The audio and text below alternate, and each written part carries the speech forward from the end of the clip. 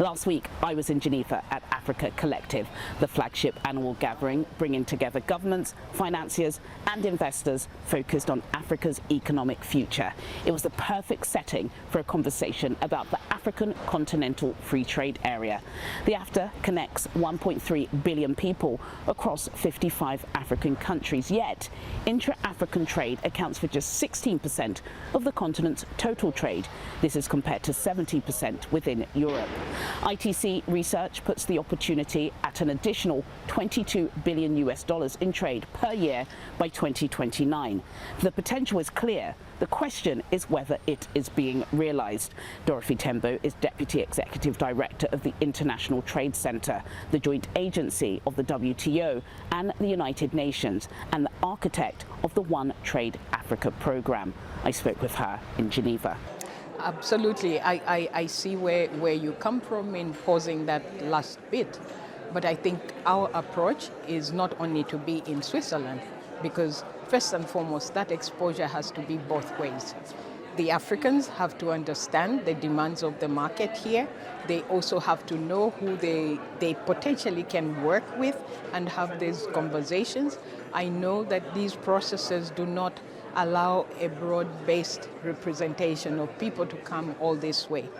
But on the reverse, we also have created spaces for Europe to come to Africa. So this will be followed up by a Swiss business team being taken to Africa to do the same.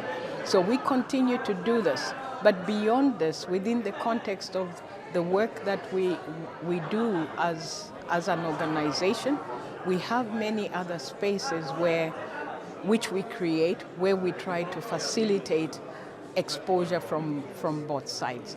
So that's one part of it. Why Switzerland? Why Switzerland? Why? Of course, Switzerland has a specific interest in Africa as an entity. They have been able to provide support. They are already working, or they are already in processes which have seen collaboration working between Africa and Switzerland, and Europe even, on products such as chocolates, many other products that also have been. So we are more or less trying to build on that interest. I think the key here is to look more at an approach that brings to the table mutual interest to the two countries. So to the country and to the continent. and the continent, in the sense that, here is an opportunity for them to actually be able to come and invest in Africa. Why Africa?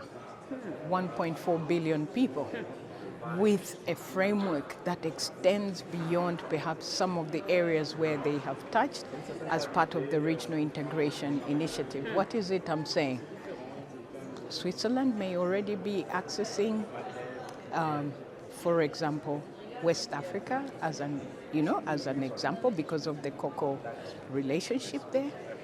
I know that there have been conversations within Africa with, for instance, COMESA or SADC, but what we are saying is here is a framework that offers you beyond and consolidates all these regional integration efforts that are being made into one continental offer, which is way above what has been offered as part of the regions. Because in terms of the conversations or the negotiations, what I had understood is that the Continental Free Trade Area is regional, or REX as we often refer to them, REX Plus. Because if it was equating to the same as what was being offered before, what would have been the value? So what we are saying here is an opportunity, but that opportunity will be optimized if you actually invest in Africa.